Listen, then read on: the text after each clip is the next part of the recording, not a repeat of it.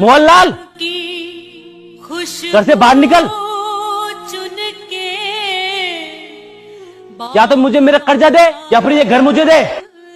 मैंने तो आपसे पहले ही मना किया था, इस आदमी से पैसे उधार मत लो, ये अच्छा आदमी नहीं है। अगर समय पर पैसे नहीं चुका पाए तो रही से इज्जत भी चली जाएगी। दिन बुरे चल रहे हैं सावित्री, जो भी व्यापार शुरू किया सबने घाटा ही दिया। पिताजी के गुजरने के बाद सोचा चंगीराम से कुछ पैसे उधार लेकर एक व्यापार चालू करूं, उसमें भी घाटा चला गया। उसके बाद एक सगा छोटा भाई था, वो भी मुझे छोड़कर चला गया। अब ये वक्त से पहले पैसे मांग रहा है, तो बताओ इसको कहाँ से दूं अपने पैसे। बाहर निकल, तुझे पैसे देने ही पड़ेंगे। आज तो इसकी इतनी बेइज्जती करेंगे कि ये घर इसको अपने नाम कराना ही पड़ेगा। अरे सुन रही हो, कैसे भैया के लोग कपड़े फाड़ रहे हैं। बिना सोचे समझे लोगों से उधार लेंगे तो यही हाल होगा। आज मैं बड़ा खुश हूँ। पूरे 1 लाख रुपए लाया था, 10 महीने हो गए, देने का नाम नहीं है।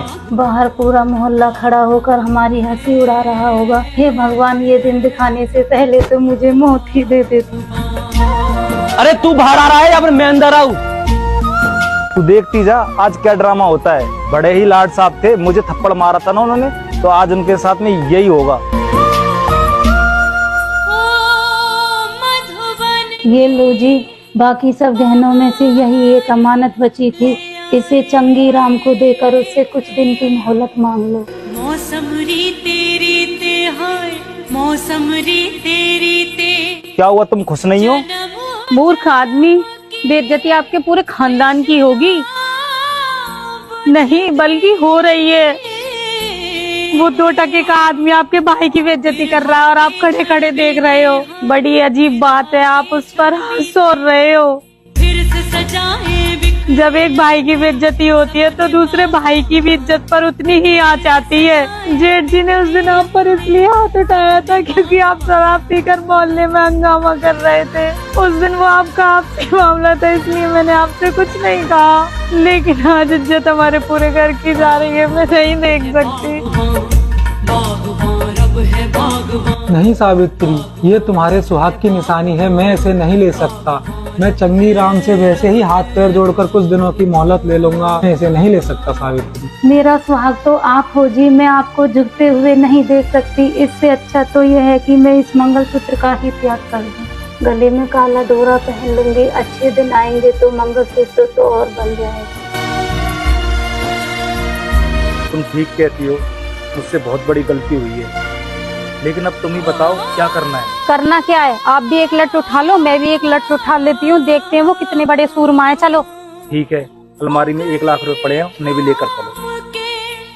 जिन बिरवों को हमने दिखाई राह, आज पूरे पैसे चाहिए, मूल भी और ब्याज भी। उनके मन में तनिक नहीं पर। क्यों बे, इस तरह हमारे घर में क्यों आया तू? मैं तो अपनी वसूली लेने आया था। उधारी वसूल करने का ये कौन सा तरीका है? देखे बागवान पैसे नहीं मिल रहे तो पुलिस लेकर आ, कोर्ट में जा। ये कौन सा तरीका है पैसे वसूल करने का? अरे 1 लाख रुपए के चक्कर में ये तो 15 लाख के घर पे कब्जा करने आ गया। फिक्र मत कर सावित्री, अब भाई आ गया है, सब कुछ ठीक कर देगा। चलो जी, इसका हिसाब कर देते हैं। ये तेरे 1 लाख रुपए है और बाकी का ब्याज तुझे समय होने पर ही मिलेगा। पकड़ अपने 1 लाख रुपए और निकल यहाँ से।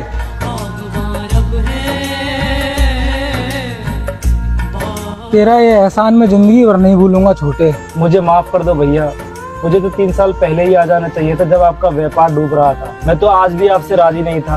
अगर एहसान मानना है तो अपनी बहू का मानो, जिसने मुझे सोए हुए को जगाया। किसी ने ही मुझे बताया कि अकेले भाई की इज्जत नहीं, पूरे खानदान की इज्जत जा रही है।